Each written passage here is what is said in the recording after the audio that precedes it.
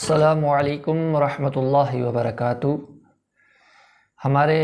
سامعین میں سے بہت سے نوجوانوں کی طرف سے یہ سوال تھا کہ ہمیں کوئی ایسا وظیفہ بتایا جائے کہ ہم جس لڑکی سے شادی کرنا چاہتے ہیں، جسے ہم پسند کرتے ہیں، ہم اپنی پسند کی محبت کی شادی کر سکیں۔ تو اس کے لیے میں آپ کو انشاءاللہ العزیز وظیفہ بھی بتاؤں گا، لیکن وظیفے سے پہلے 2-3 باتیں ذرا اپنے ذہن میں اچھی طریقے سے بٹھا لیں۔ اور اگر پسند کی شادی کرنے کا مطلب یہ ہے کہ کوئی ایسی لڑکی ہے جسے آپ پسند کرتے ہیں، جس سے آپ محبت کرتے ہیں اور اس سے آپ بات چیت بھی کرتے ہیں، اس سے آپ پارکوں کے اندر ملاقات کرتے ہیں، تو یاد رکھیے خادی سے پہلے ایسا کرنا بالکل ناجائز ہے۔ اور اگر پسند کی شادی کا مطلب یہ ہے کہ آپ کسی دیندار خیر خواہ شوہر کی عزت کرنے والی، شوہر کی فرما برداری کرنے والی لڑکی سے نکاح کرنا چاہتے ہیں، تو ایسا کرنا پھر جائز ہے۔ لیکن یہاں پر بھی نبی صلی اللہ علیہ وسلم کی اس وصیت کو، یعنی کہ آپ صلی اللہ علیہ وسلم کی اس حدیث کو مد نظر رکھیے گا، ضرور ذہن میں رکھیے گا کہ رسول اللہ صلی اللہ علیہ وسلم نے فرمایا کہ 4 وجوہات سے عورت کے ساتھ شادی کی جاتی ہے۔ میں ساری کی ساری نہیں بتا رہا، ان میں سے آپ نے فرمایا کہ تم ان 4 میں سے ایک جو چوتھی وجہ ہے دینداری، اس کو مد نظر رکھتے ہوئے لڑکی کے ساتھ نکاح کرنا، کیونکہ اسی کے اندر خیر و برکات ہیں۔ اور شادی کے لیے جو جگہ آپ کو پسند ہے اور وہاں پر دینداری بھی موجود ہے اور اس کے ساتھ ساتھ زندگی کے تمام دیگر معاملات بھی بخوبی نبھائے جا سکتے ہیں، تو اس جگہ نکاح کے لیے، شادی کے لیے کوشش کی جا سکتی ہے۔ اپنے بڑوں کو بھیجیے کہ وہ نکاح کا پیغام لے کر جائے اور پھر آپس کی رضامندی کے ساتھ جو ہے وہ نکاح ہو۔ اور اگر وہاں پر شادی کر کے آپ کو اپنی نیکی ختم کرنے کا اندیشہ ہو کہ یہاں شادی کرنے کے بعد دین باقی نہیں رہے گا، نمازیں باقی نہیں رہے گی، ایمان باقی نہیں رہے گا، تو صرف پسند کی بنیاد پر شادی کرنا یہ عقل مندی کی نشانی نہیں ہے۔ ساری زندگی کا روگ ہے، یاد رکھیں، ساری زندگی کی ٹینشن ہے، ساری زندگی کی پریشانی ہے، کیونکہ انسان کی پسند اور خواہش تبدیل ہو جاتی ہے۔ جب انسان کی پسند تبدیل ہو جائے تو پھر انسان اس پہلے والی پسند کو چھوڑ دیا کرتا ہے۔ اس لیے اتنی بڑی پوری زندگی کی ٹینشن کبھی بھی اپنے گلے میں نہ ڈالیں۔ اب شاید جو یہ باتیں میں نے کہی ہیں، ان باتوں کو سن کر سامعین میں سے کچھ ایسے سچے عاشق بھی ہوں جو یہ باتیں سن کر ویڈیو چھوڑ کر بھاگ جائیں۔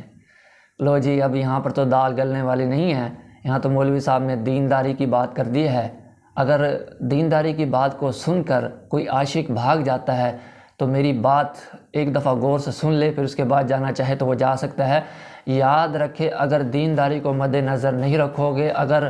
آپ حلال کو مد نظر نہیں رکھو گے، تو یقین کریں کہ آپ کی زندگی برباد ہو کے رہ جائے گی، پھر آپ کو سوائے پچھتاوے کو کچھ حاصل نہیں ہوگا۔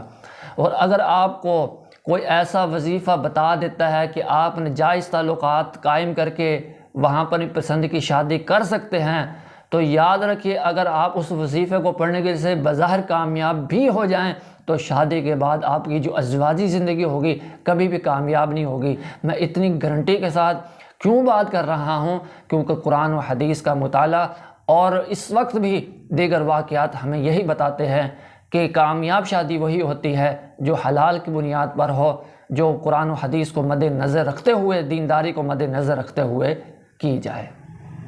البتہ آپ اپنی مطلوبہ جگہ پر نکاح کرنے میں دینی مصلحت سمجھتے ہیں، آپ سمجھتے ہیں کہ یہاں پر دین کی مجھے خیر خواہی نصیب ہوگی، تو پھر اللہ تبارک و تعالیٰ کے سامنے پوری توجہ کے ساتھ دعائیں کرتے رہیں۔ اور اس کے لیے سب سے بہترین جو دعا ہے وہ استخارہ کی دعا ہے۔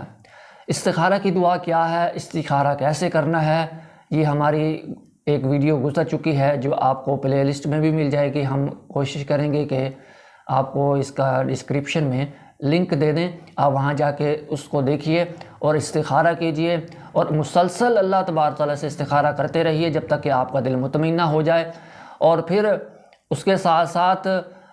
یہ وظیفہ بھی پڑھتے رہیں۔ اور وظیفے سے پہلے یہ بھی بتا دوں کہ والدین اور خاندان کے بڑوں کی عزت کیا کریں، اپنے خصوصاً والدین کی عزت کریں، اور کوشش کریں کہ آپ ان کو اپنی جو خواہش ہے وہ بتا دیں، اور وہ والدین بھی، ان کو بھی میں یہ کہوں گا کہ اگر وہ رشتہ مناسب ہے جہاں آپ کا بیٹا یا بیٹی چاہتے ہیں تو وہاں پر ان کے لیے نرمی اختیار کیجئے،